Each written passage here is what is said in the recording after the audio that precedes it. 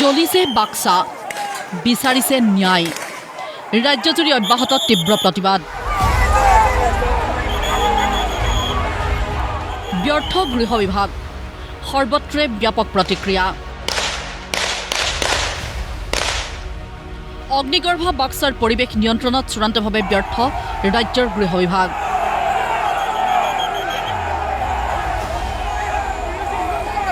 গৃহ বিভাগৰ ব্যৰ্থতাত আহত সাধাৰণ নাগৰিক, সাংবাদিক, আৰক্ষী।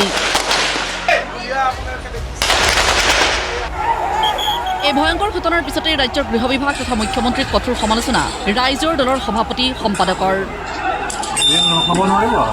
অসমৰ মুখ্যমন্ত্ৰীয়ে কৈছে যে এই ঘটনাত তৃতীয় পক্ষ জড়িত।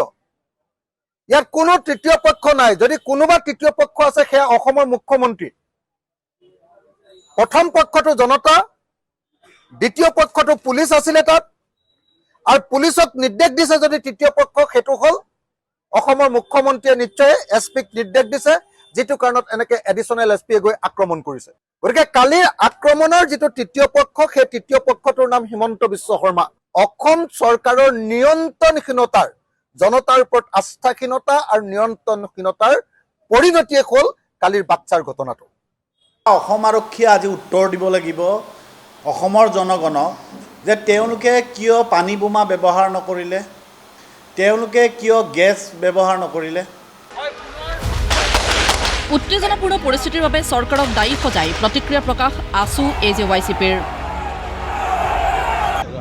বাক্সাৰ ঘটনাটো দুৰ্ভাগ্যজনক। প্ৰাণৰ শিল্পীগৰাকীৰ কাৰণে ন্যায় লাগিব, ন্যায়ৰ সংগ্ৰাম কঠোৰতম হ'ব লাগিব, কিন্তু সেই সংগ্ৰাম অহিংস হ'ব লাগিব, শান্তিপূৰ্ণ হ'ব লাগিব, গণতান্ত্ৰিক হ'ব লাগিব। কালিৰ ঘটনাটোত সংবাদ মাধ্যমৰ কৰ্মী আক্ৰমণৰ সন্মুখীন হৈছে, সংবাদ মাধ্যমৰ গাড়ী জ্বলাই দিয়া হৈছে। এনেধৰণৰ ঘটনা দুৰ্ভাগ্যজনক, গৰিহণাৰ যোগ্য। আমি কৈছোঁ যে হিংসাত কোন জড়িত হৈ আছে তাৰ তদন্ত হ'ব লাগিব, কিন্তু একে সময়তে আৰক্ষীৰ ভূমিকাটো কি আছিল? গোটেই জাতিটোৱে ঘৃণাৰে উপচাই দিয়া ব্যক্তিকেইগৰাকীক জেললৈ তাত লৈ গ'লে কি পৰিৱেশৰ সৃষ্টি হ'ব পাৰে তাৰ ইণ্টেলিজেঞ্চ ৰিপৰ্ট আছিল নে নাই? এইটো ইণ্টেলিজেঞ্চ ফেইলাৰ হয়নে নহয়? আৰু তাত যে ইমান মানুহ গোট খাব, মানুহ যে উগ্ৰ হৈ আছে, সেই কথাটোৰ উপলব্ধি থকাৰ পাছতো আৰক্ষী প্ৰস্তুত হৈ আছিল নে নাই পৰিস্থিতিটোৰ মোকাবিলা কৰিবৰ কাৰণে? নে দমন প্ৰয়োগ কৰাটোৱে একমাত্ৰ উপায় আছিলে? সেই প্ৰশ্নকেইটাৰ আৰক্ষীয়ে উত্তৰ দিব লাগিব। যেনেধৰণে পুলিচ প্ৰশাসনে গোপনীয়তা ৰক্ষা কৰিব লাগিছিল, সেই গোপনীয়তা ৰক্ষা কৰিব পৰা নাই। বাক্সা কেন্দ্ৰীয় কাৰাগাৰত যে তেওঁলোকক ৰখা হ'ব জুবিন হত্যাকাণ্ডৰ অভিযুক্তসকলক, এই কথাটো আগদিনাই বহু মানুহে ফেচবুকত লিখিছে। শ্যাম খান আৰু সিদ্ধাৰ্থৰ এনকাউণ্টাৰ বিচাৰিছে বীৰ লাচিত সেনাই। APWৰ সভাপতি অভিজিত শৰ্মাৰ ক্ষুধাৰ সমালোচনা মুখ্যমন্ত্ৰীক। মানে who is Siddhartha Sharma and Shyam Kanu Mahanta? সিহঁতৰ জাতীয় জীৱনত কি এনে অৰিহণা আছে যে সিহঁতি নহ'লে অসমৰ জাতীয় জীৱন পিছ পৰি যাব, অসমত খিলঞ্জী আধিপত্যবাদ পিছ পৰি যাব সিহঁতি নাথাকিলে? এই কথাবিলাকে মানুহৰ মনত হুদুৱাইছে আৰু মানুহে এনকাউণ্টাৰ বিচাৰিছে। এতিয়া অসমৰ সৰ্বস্তৰৰ জনগণ বাক্সা জেললৈ যাবলৈ সাজু হৈছে। এতিয়া কথাটো হৈছে কি, জনতাৰ আদালতত দোষী মানুহ দুজনক, জনতাৰ অসমৰ থলগিৰি জনতাই কৈছে যে এই দুটা মানুহক মৃত্যুদণ্ড দিব লাগে, আৰু তাৰপিছত আৰু ইমান এখন কি আৰু? আৰক্ষীৰ ভুলৰ কাৰণে কিয় যোৱাকালি এই ঘটনাটো ঘটিব পালে? কিয় এইটো হ'বলৈ পালে? কিয় বাস্কাত নিব লগা হ'ল? আজি মানুহৰ ক্ষোভ ক'ত?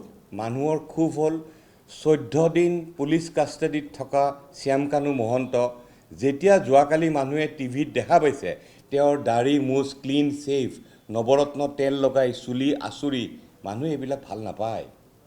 অপৰাধী অপৰাধীয়ে। সমগ্ৰ ঘটনা সন্দৰ্ভত ন্যায়িক তদন্ত বিচাৰিছে অসম জাতীয় পৰিষদৰ সাধাৰণ সম্পাদক জগদীশ ভূঞাই।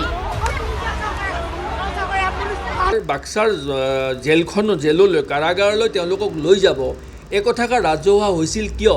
এই কথাষাৰ তদন্ত কৰাটো চৰকাৰখনৰ দায়িত্ব। গতিকে সামগ্ৰিকভাৱে চৰকাৰৰ ব্যৱস্থাৰ ত্ৰুটিপূৰ্ণ ব্যৱস্থাৰ ফলশ্ৰুতিত এই ঘটনা সংঘটিত হ'বলৈ পাইছে। গতিকে আমি দাবী জনাম যে এটা জুডিচিয়েল ইনকুৱাৰী হোৱা উচিত যে কি পৰিস্থিতিত কালি বাক্সাত তেনে এটা ঘটনা সংঘটিত হ'বলৈ পালে। ইফালে সাংবাদিকক সাধাৰণ জনতাই আক্ৰমণ কৰাৰ ঘটনাক গৰিহণা সাংবাদিকৰ সংগঠন বাৰ্তাজীৱী সংঘৰ।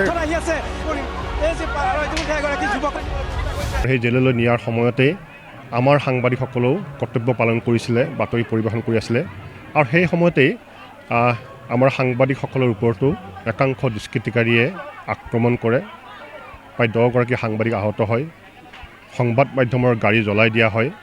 আমি এই কাৰ্যক অসম বাৰ্তাজীৱী সংঘৰ তৰফৰ পৰা তীব্ৰ গৰিহণা দিছোঁ। আনহাতে আক্ৰমণৰ ঘটনাৰ বাবে বিৰোধীক দোষাৰোপ কৰিলে বিজেপিয়ে। গৌৰৱ গগৈ, লুৰিণজ্যোতি গগৈ আৰু অখিল গগৈয়ে সমগ্ৰ পৰিৱেশ বিনষ্ট কৰাৰ অভিযোগ বিজেপিৰ। আমি এটা বস্তু আচৰিত হৈছোঁ